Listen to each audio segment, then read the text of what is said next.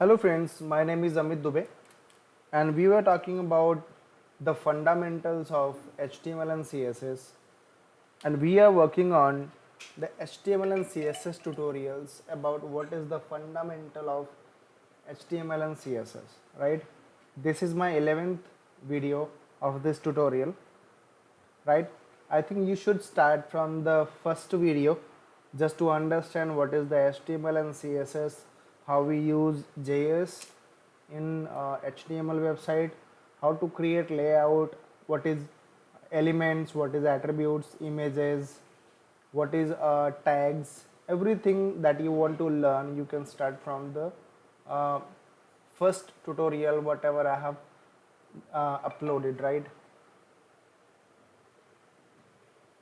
So this is my 11th tutorial. We are going to talk about flex property, right? तो आज हम लोग बात करेंगे फ्लेक्स प्रॉपर्टी के बारे में. Last tutorial that we were talking about it was a float property, right? And later we will talk about grid property in HTML and CSS, right? So this was my layout which was developed on the float property. I can share the screen, right, just to let you understand what is the float property is all about.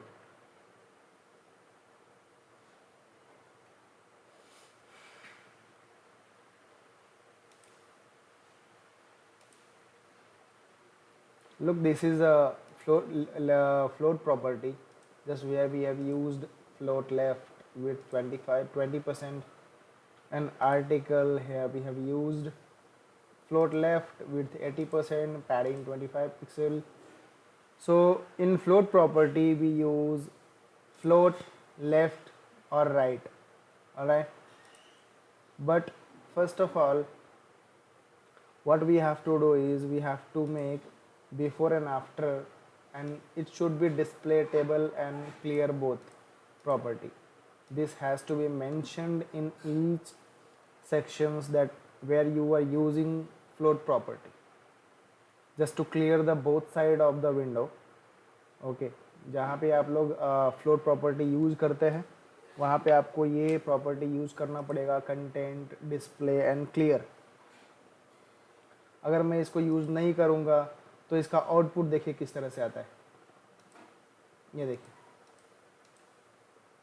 देख रहे हैं, ये work नहीं करेगा.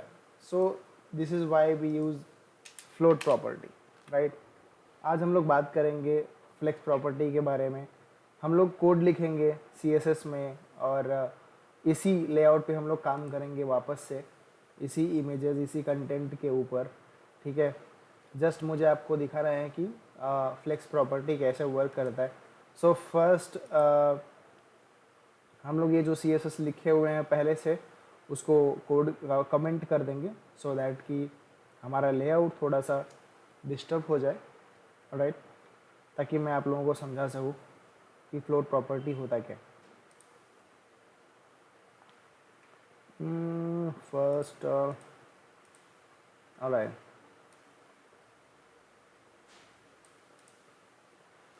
Shit, थोड़ा सा mouse खराब हो गया.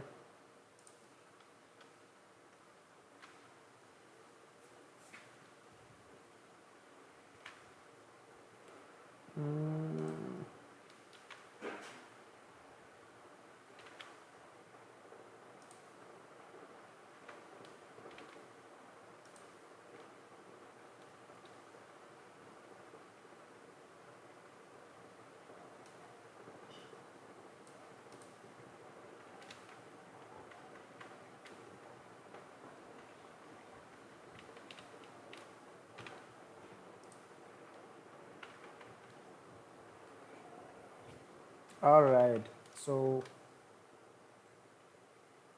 सी इस तरह से मेरा प्रॉपर्टी जो है वो दिखता है, राइट? अभी ये पूरा एकदम से बिगड़ गया है पूरा, तो हम लोग इसको वर्क करेंगे और हमें सेम बिल्कुल वैसे ही बनाना है जिस तरह से हमारे फ्लोट प्रॉपर्टी में दिखता था.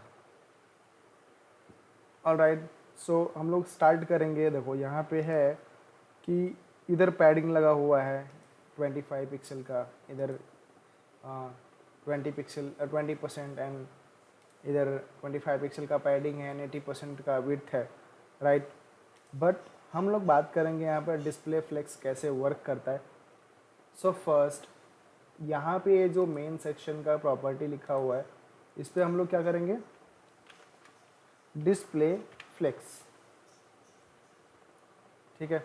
ये देखिए डिस्प्ले फ्लेक्स किया, ऑटोमेटिक वो एक लाइन में आ गया, ठीक है। तो दैट्स इट, यही होता है, राइट। डिस्प्ले फ्लेक्स में और भी बहुत कुछ होता है सीखने के लिए। और देखो मैं आपको सिखाता हूँ। अगर मैं इधर अगर मैं चाहता हूँ कि ये जो मेरे नेविगेशंस बने हुए हैं, ठीक है, वो सेंटर में आ जाए इधर, तो कैसे करेंगे उसको, वो वर्टिकली अलाइनमेंट होते हैं बेसिकली, वो वर्टिकल अलाइन सेंटर होता है जिसकी वजह से वो सेंटर में आ जाता है, ठीक है। तो हम लोग कैसे करेंगे,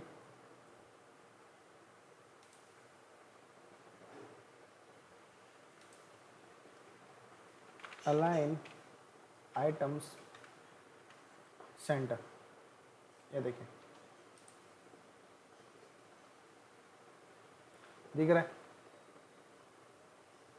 इस तरह से होता है ये, मतलब डिस्प्ले फ्लेक्स की प्रॉपर्टी इसी तरह से यूज़ करते हैं, ठीक है, वेबसाइट में। मैं आप लोगों को डिस्प्ले फ्लेक्स की प्रॉपर्टी बहुत अच्छे से दिखाऊंगा, पूरा करके समझाऊंगा, ठीक है। फ़िलहाल डिस्प्ले फ्लेक्स जो होता है वो इसी तरह से होता है, बट हम लोग इस लेआउट पे काम ना करके मैं आपको कुछ चीज़ें समझाने वाला हूँ, ठीक है, कि डिस्प्ले फ्लेक्स की प्रॉपर्टी विदाउट लाइब्रेरी कैसे यूज़ करता है। अभी यहाँ पे तो हमने पूरा का पूरा लेआउट बना दिया है, ठीक है। सो हम लोग चलो बात करते हैं, एक काम करते हैं, जो डिस्प्ले फ्लोट लगा हुआ था उसको हम लोग वापस से जैसा था वैसा ही कर देते हैं, ताकि वेबसाइट जैसा का वैसा स्टार्ट हो जाए वापस से, और हम लोग इसी वेबसाइट के अंदर फ्लोट की प्रॉपर्टी पे काम करते हैं, ऑलराइट। तो हम लोग सबसे पहले तो बात करते हैं इधर HTML के ऊपर, हम लोग जाएंगे, एक नेविगेशन बनाएंगे, ठीक है। नेविगेशन कहाँ पे बनाएंगे, ऊपर टॉप में, ऑलराइट, जहाँ पे लिखा हुआ है my first layout in HTML and CSS। So better to kept my first layout in HTML CSS. We will keep navigation and logo at that space, right? So what we will do,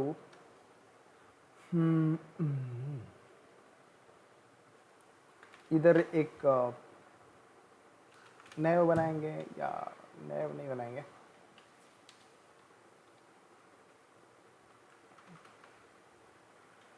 div लेते हैं, इधर एक class pass करते हैं, ठीक है, और इधर लिखते हैं हेडर नेविगेशन, ठीक है, header navigation, alright. And then यहाँ पे लिखते हैं लोगो ब्रांडिंग,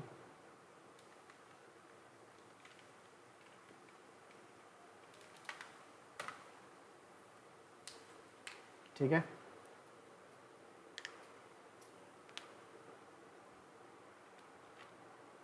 यहाँ पे हम लोग लिखेंगे H1 my website,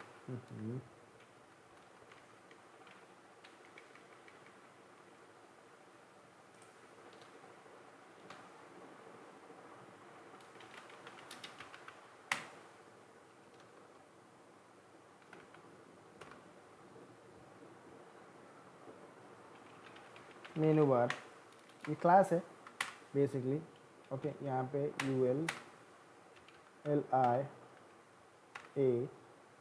hash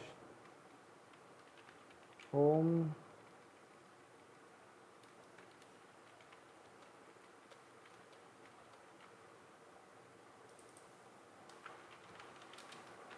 about us services news and events contact us,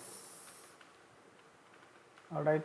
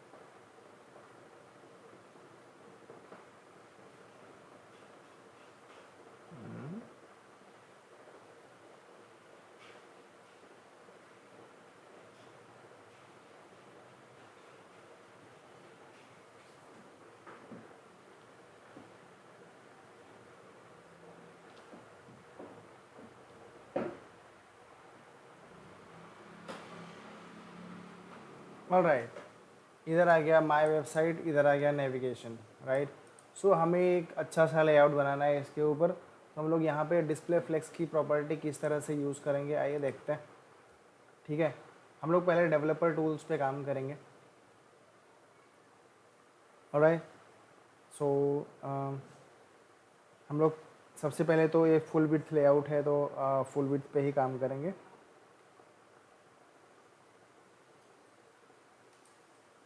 ठीक है, ये है हेडर नेविगेशन, इधर इस पर क्लिक किया, डिस्प्ले फ्लेक्स। ठीक है, ये डिस्प्ले फ्लेक्स हो गया। अब देखिए इसका आउटपुट कैसा आ रहा है। माय वेबसाइट लेफ्ट में आ रहा है और राइट साइड में नेविगेशन मेन्यू आ रहा है, बट वो प्रॉपरली तरीके से नहीं आ रहा जैसे हमें चाहिए।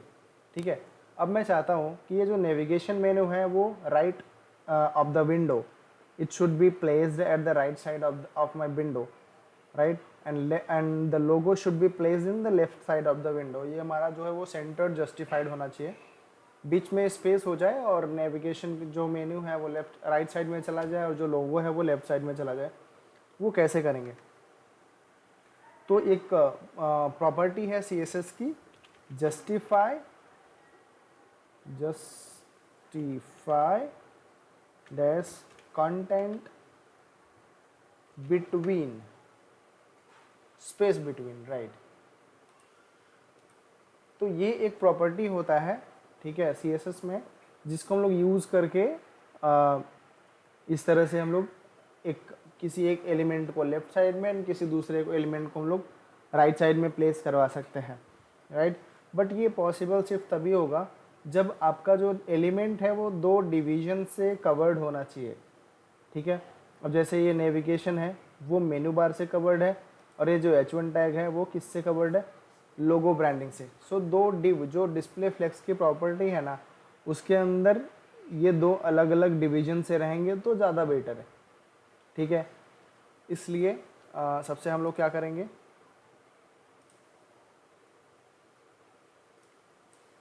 ठीक है, इसको कॉपी किया, कॉपी करके हम लोग CSS में जाएंगे।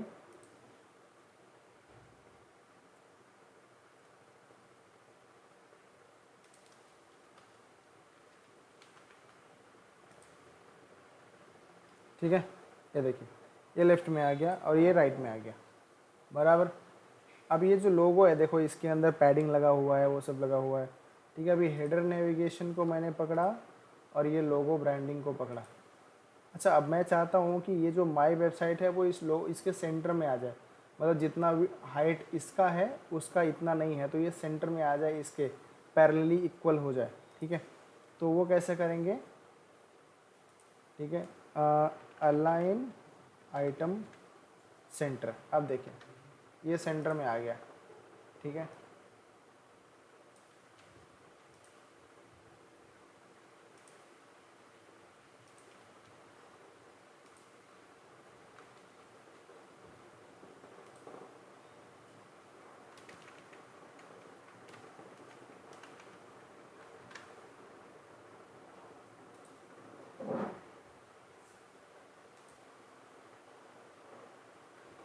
ठीक है। अब ये देखिए इधर ही लोगो ब्रांडिंग के अंदर ये H1 टैग है। ठीक है, तो सबसे पहले मैं इसको पकड़ूंगा, ठीक है, और फिर मैं लोगो ब्रांडिंग पे गया। ठीक है, कॉपी किया है इसको, ठीक। और ये जो H1 है ना ये बहुत ज़्यादा हाइट ले रहा है, तो मुझे इतना हाइट नहीं चाहिए उसका। ठीक है, क्या करेंगे इसका? सबसे पहले तो पैडिंग रिमूव करना है, ये देखिए। ठीक है, इसके अंदर अननेसेसरी मार्जिन भी ऐड हो रहा है, तो मैं उसको भी निकाल दूंगा। ये देखिए मार्जिन, अब मैं इसको थोड़ा सा कैपिटलाइज या अपर केस में कर दूं, text dash dash transform upper case font dash weight मेरा 6 पिक्सल 7 पिक्सल 8 पिक्सल। ठीक है, 7 pixel is enough, right. Colour add करना है तो कलर इधर मैं जाऊंगा, तो लेट्स सी प्राइमरी वर्क करता है कि नहीं। ये प्राइमरी वर्क कर रहा है, बट ये प्राइमरी कहाँ से वर्क कर रहा है? यस, आई थिंक इसके अंदर बूटस्ट्रैप की प्रॉपर्टी डाली हुई है, इसकी वजह से ये प्राइमरी कलर ये वर्क कर रहा है। ऑलराइट, सो हम लोग इसको कॉपी कर लेते हैं, ठीक है।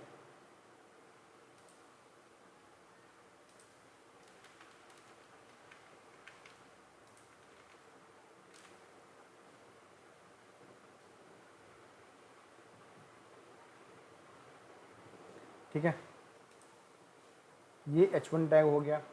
अब ये जो मेरा नेविगेशन है वो इस तरह से नहीं आ रहा है, वो प्रॉपर तरीके से नहीं आ रहा है। तो उसको करने के लिए हम क्या करेंगे, सबसे पहले तो इसको नेविगेशन को पकड़ा। अच्छा, मैं बार बार ये हेडर नेविगेशन को क्यों पकड़ रहा हूँ, ताकि मेरा जो CSS जो लिखने का तरीका है वो एक मेंटेन रहे, ठीक है। और मुझे कभी भी ढूंढना हो ना, तो मैं इसी पर्टिकुलर क्लास का यूज़ करके मैं उसको ढूंढ सकूँ कि मेरा CSS कहाँ पे लिखा हुआ है, अदरवाइज, ठीक है।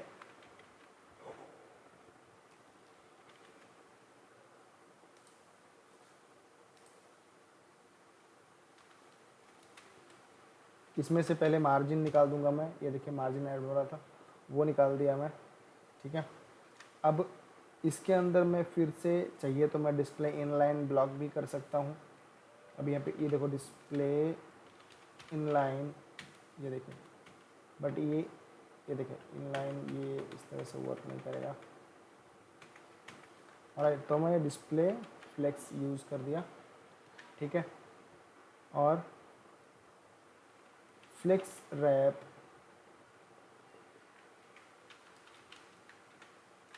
अब ये फ्लेक्स रैप मैंने क्यों यूज़ किया, ठीक है। फ्लेक्स रैप मैंने इसलिए यूज़ किया कि सपोज़ अगर ये नेविगेशन है, अगर मैं यहाँ पे देता हूँ विड्थ, ठीक है, 45%, ठीक है। और अगर मैं इसको कॉपी करके डाल दूँ, चलो पहले मैं इसको कर लेता हूँ।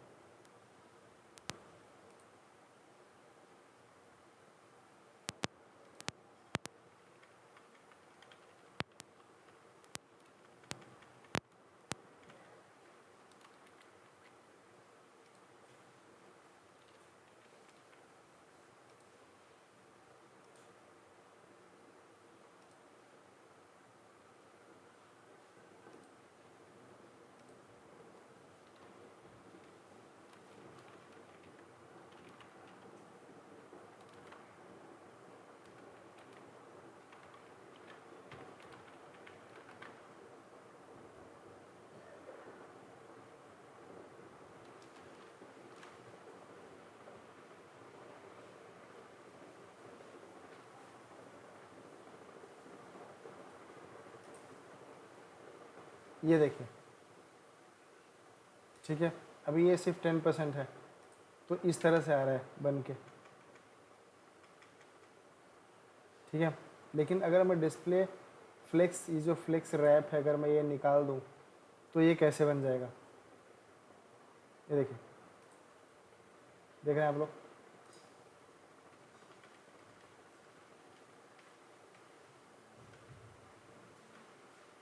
देख रहे हैं, वो जो मेन्यू है ना वो बाहर निकल के चला जा रहा है, मतलब वो आउट ऑफ द विंडो जा रहा है, ये देखिए इस तरह से। बट अगर मैं इसी नेविगेशन में, ठीक है, डिस्प्ले फ्लेक्स रैप कर देता हूँ तो वो रिस्पॉन्सिव हो जाएगा। और वो जितना ही विड्थ है, अगर मेरे पास 10% का विड्थ है तो वो 10% में ही, या अगर मेरे पास 2% का विड्थ है तो वो 2% में भी एडजस्ट हो जाएगा, बट हो जाएगा, उसमें रिस्पॉन्सिव का प्रॉब्लम नहीं आएगा।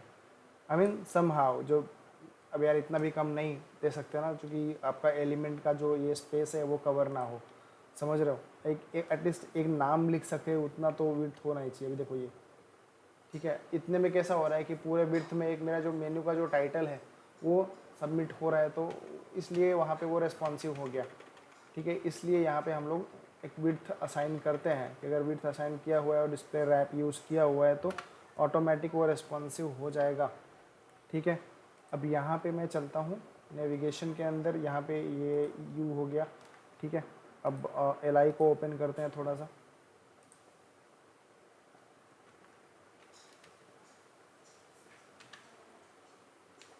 ठीक है। यहाँ पे डिस्प्ले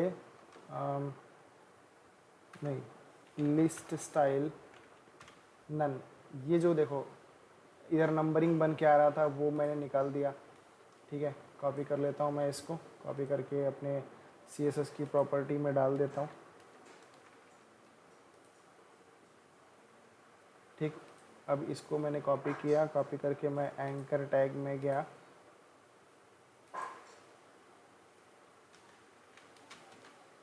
इधर डिस्प्ले इनलाइन ब्लॉक, ठीक है, पैडिंग 0 and 25 पिक्सल। ये देखिए इतना स्पेस हो गया इसके अंदर, 25 pixel is too much, I think इतना नहीं होना चाहिए, राइट, पर ठीक है वैसे भी चलेगा, 20 पिक्सल तो चलेगा, 22 पिक्सल, ठीक है। लाइन हाइट मैं दे दूँगा 45 पिक्सल, राइट, 45 पिक्सल दे दिया मैंने, तो इस तरह से, ठीक है। अभी मैं इसके अंदर एक बॉर्डर डाल दूँगा 1 पिक्सल सॉलिड, ठीक है, हैश CCC, ठीक है, इस तरह से मैंने बॉर्डर डाल दिया, बराबर। अब मैं थोड़ा सा इसको बॉर्डर रेडियस लगा देता हूँ, border radius 45 pixel, yes, alright, ठीक है। चलो अच्छा पैडिंग दे देता हूँ मैं वैसे तो 15 पिक्सल, ठीक है। लाइन हाइट 1 कर देता हूँ, लाइन हाइट 0, यस,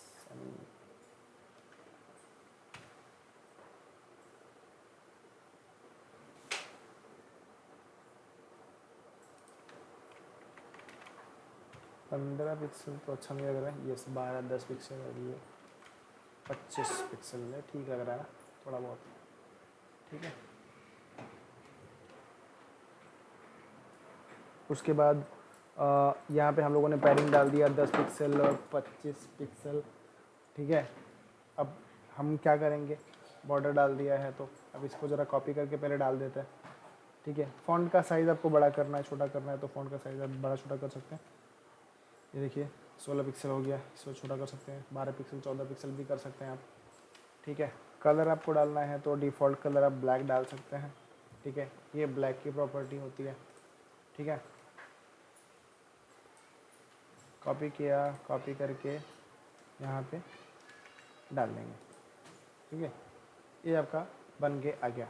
अब देखो होवर करने पे यार ये डेकोरेशन यहाँ पे अंडरलाइन बन के आता है, वो मेरे को नहीं चाहिए, वो बड़ा अजीब लगता है, ठीक है। तो मैं कॉपी करके, ठीक है, इधर जाऊँगा और पेस्ट किया, पेस्ट करने के बाद एक आता है, आई मीन इसको क्या बोलते हैं यार, होवर फोकस, होवर की प्रॉपर्टी आता है जब हम माउस लेके जाते हैं जहाँ पे, या अपना कर्सर लेके जाते हैं, उसको होवर की प्रॉपर्टी बोलते हैं, ठीक है।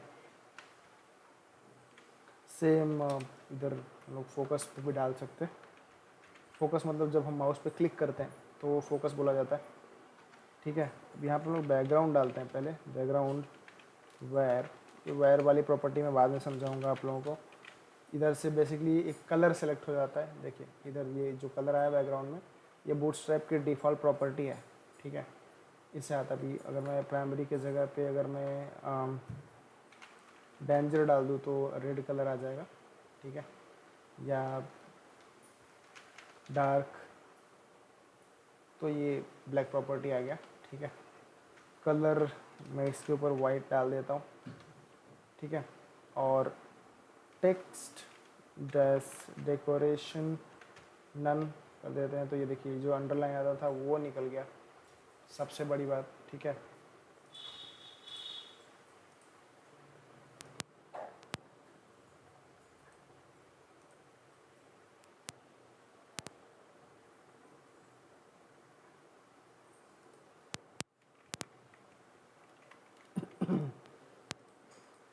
मेरा माउस थोड़ा सा यार ख़राब हो गया है तो बहुत परेशानी हो रही है मुझे, ठीक है।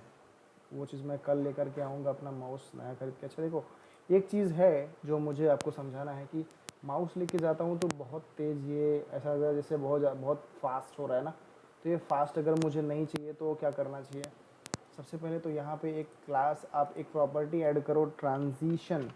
ट्रांजिशन जो होता है वो क्या होता है, ऑल मतलब 4 अराउंड, ठीक है।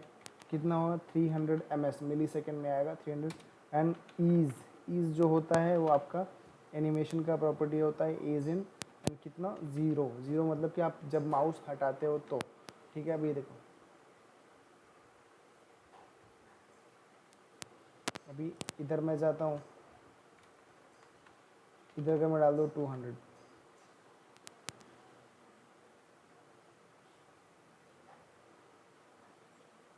टू 100 सेकेंड हो जाएगा। ठीक है, ms डाल देता हूँ।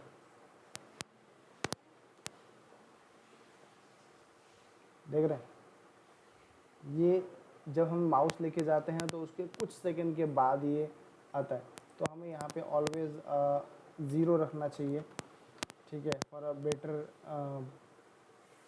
उसके लिए। बट यहाँ पे 0 सेकेंड भी आप कर सकते हैं, मिली सेकेंड की भी अब कोई दिक्कत नहीं है, 0s ms चलता है सब। ठीक है,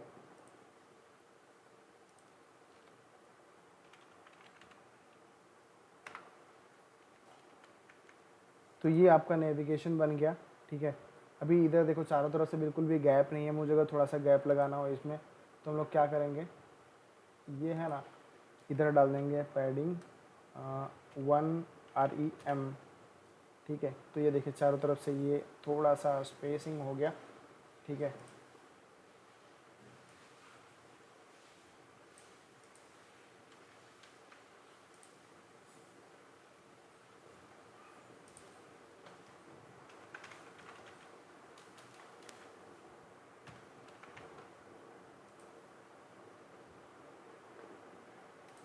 अब यहाँ पे देखो ये चारों तरफ ही बिल्कुल भी गैप नहीं है, थोड़ा सा तो गैप होना चाहिए। ठीक है, तो इधर लगा देंगे हम मार्जिन डैश राइट 1 REM। ठीक है, 1 REM का हम लोगों ने इधर मार्जिन डाल दिया।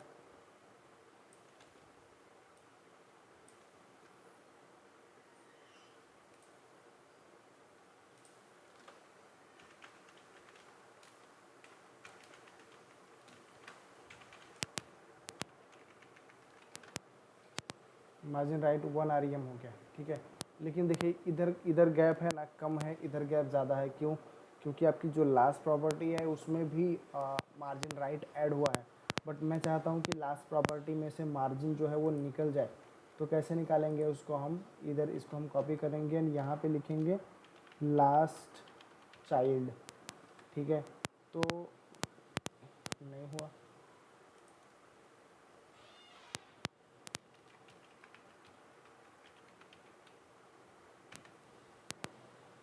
ठीक है,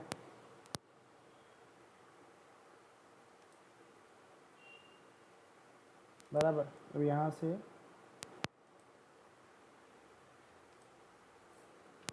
मार्जिन डैश राइट 0 पिक्सल, ये देखिए बराबर हो गया। अभी चारों तरफ से ये इधर भी जो जितना स्पेसिंग इधर है उतना स्पेसिंग इधर भी हो गया। ठीक है, तो ये एक बहुत अच्छी प्रॉपर्टी है सीखने के लिए। ठीक है, हम लोग यहाँ पे कॉपी करके डाल सकते हैं margin dash right 0 pixel. Right, 0 डाल दो, पिक्सल डालने के वहाँ पे REM डाला है तो वहाँ पे पिक्सल क्यों डालना है। ठीक है, तो ये आपका एक अच्छा सा नेविगेशन बन गया वेबसाइट में दिखाने के लिए। ठीक है, ये एक बेहतरीन हम लोग बोल सकते हैं कि फ्लेक्स प्रॉपर्टी है सीखने के लिए। और भी कई बार ऐसा होता है कि हमें फ्लेक्स प्रॉपर्टी पे वर्क करना होता है, तो हम लोग बॉक्स भी बना सकते हैं अगर हमें बॉक्स वॉक्स पे काम करना हो। और एक और अच्छी प्रॉपर्टी मैं आप लोगों को समझाता हूँ, चलो, डिस्प्ले फ्लेक्स के लिए। ठीक है, अब जैसे ये ही हो गया मान लो। ठीक है, तो जैसे अभी मैंने इधर एक क्लास बनाया। ठीक है, इधर मैंने लिखा बॉक्स मॉडल। ठीक है, अब इधर हमने बॉक्स आइटम डाल दिया। ठीक है, और बॉक्स आइटम के अंदर हमने डाला H3 demo 1। Alright, and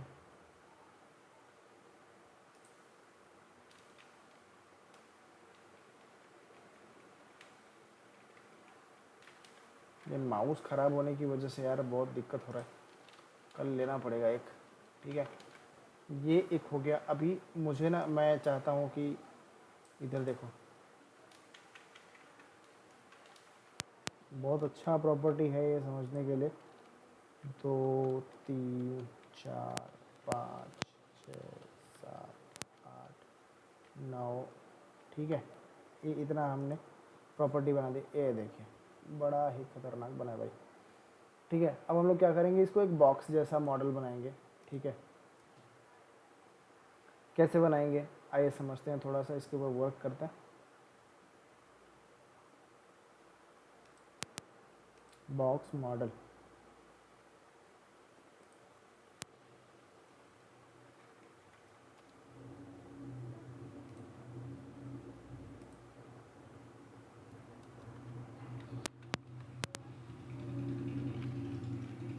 background has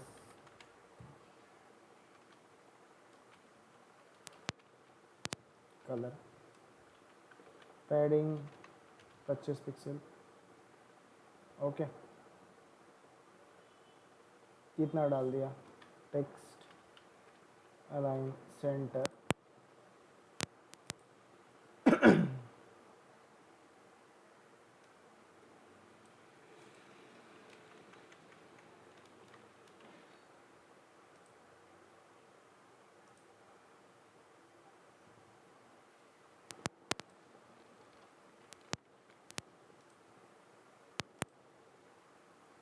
ठीक है। अब ये जो बॉक्सेस मैंने बनाए हैं, अब मैं चाहता हूँ कि वो ये सब एक एक लाइन में आए। मतलब आ, कैसे समझाऊँ मैं, एक बॉक्स होता है ना एक कॉलम वाइज, तो कॉलम वाइज अगर मुझे दिखाना है तो कैसे दिखाएंगे। ठीक है, इधर गया मैं और सबसे पहले मैंने यहाँ पे लिखा डिस्प्ले फ्लेक्स। ये देखिए डिस्प्ले फ्लेक्स कर दिया तो सारे बॉक्स जो है वो एक लाइन में आ गए।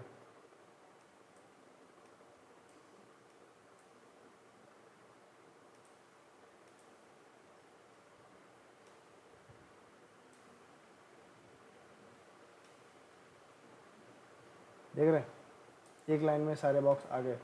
बट अगर मैं चाहता हूँ कि वो विंडो से बाहर ना जाए तो उसके लिए क्या करना चाहिए, विंडो से बाहर ना जाए तो फ्लेक्स डैश रैप रैप। ठीक है, क्योंकि कोई भी विड्थ सेट नहीं है इसकी वजह से ये विंडो से बाहर नहीं गए और एक एक 1 बिलो 1 इस तरह से वो आ गए हैं। ठीक है, इसको मैं ज़रा कॉपी करके रख लूँ।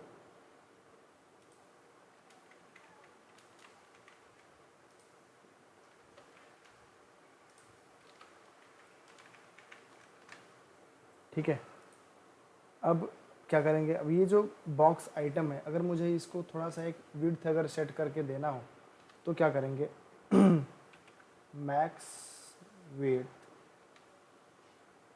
25%। ठीक है, 25% मैंने दे दिया तो क्या हो गया, सारे बॉक्सेस जो है वो एक साथ ही एक बार में सेट हो गए। ठीक है, मतलब 25% इंटू 4 कितना 100% होता है। तो जो 100% का जो विड्थ होता है उसके अंदर ही उसमें वो 25% के रेशियो में वो सारे डब्बे डिवाइड हो गए। ठीक है, यहाँ पे फ्लेक्स 0 0 25%। ठीक है, ये हम लोग लगाते हैं ताकि हमारा जो बॉक्स है वो रेस्पॉन्सिव हो। ठीक है, इस तरह से हम लोग करते हैं।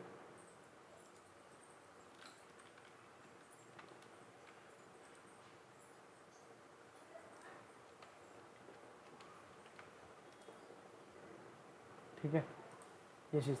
अब हमें क्या करना है, ये देखो ये 9 बॉक्सेस हैं। अब ये लास्ट वाला जो है ये लेफ्ट में है। अगर मैं चाहूँ कि उसको सेंटर में अगर मुझे जस्टिफाई करना हो तो उसको हम क्या करेंगे, ये जो प्रॉपर्टी है ना इसके अंदर हम लिखेंगे जस्टिफाई डैश कंटेंट सेंटर। ठीक है, इसको मैंने ओपन किया तो ये देखिए ये बॉक्स जो है वो सेंटर में हो गया। ठीक है, अब इन सब में थोड़ा सा गैप अगर मुझे देना हो, ठीक है सभी बॉक्सेस के अंदर, तो कैसे देंगे।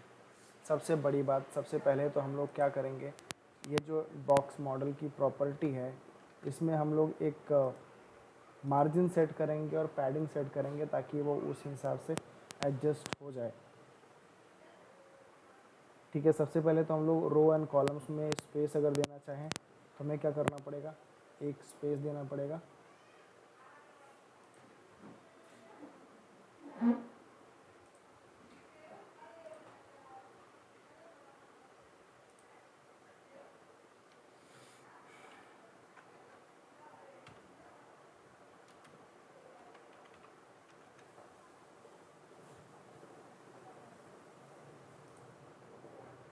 और ये जो है इसको हमें क्या करना पड़ेगा, पैडिंग देना पड़ेगा। ठीक है, पैडिंग 0 एंड 15 पिक्सल। ठीक है,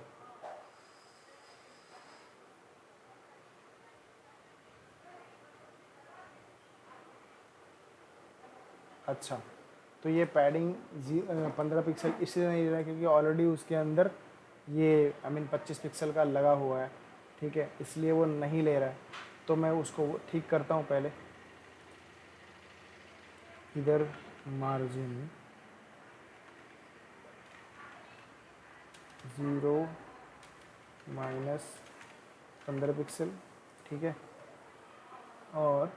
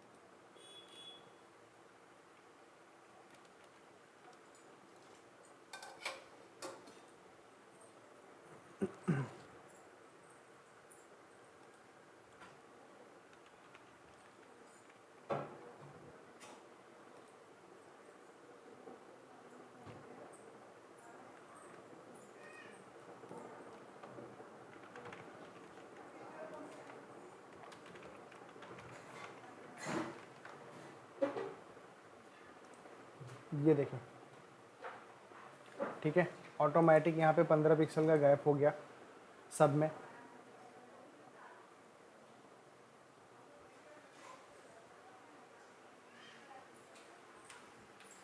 ठीक है, यहाँ पे मैंने 15 पिक्सल का मार्जिन दिया और इधर 15 पिक्सल का मैंने पैडिंग दिया।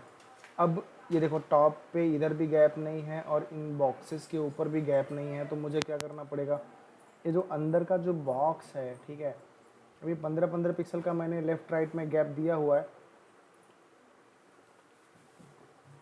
तो हमें 15 पिक्सल टॉप से भी गैप देना पड़ेगा और 15 पिक्सल बॉटम से भी।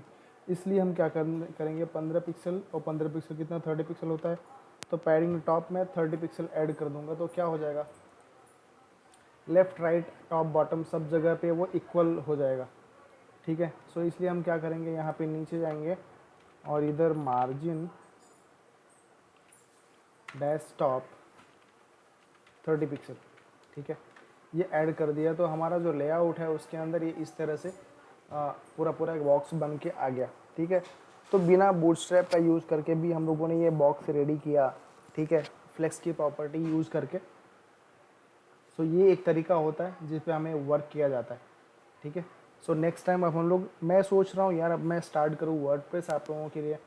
ठीक है, ताकि आप लोग वर्डप्रेस को सीख सको, जो बहुत यूज़फुल है आप लोगों के लिए।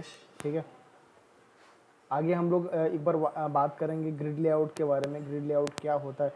ऑलराइट, तो अभी के लिए हम लोग यहाँ पे एंड करते हैं, ठीक है। नेक्स्ट टॉपिक होगा हमारा ग्रिड लेआउट, तो ग्रिड लेआउट पे हम लोग बात करेंगे।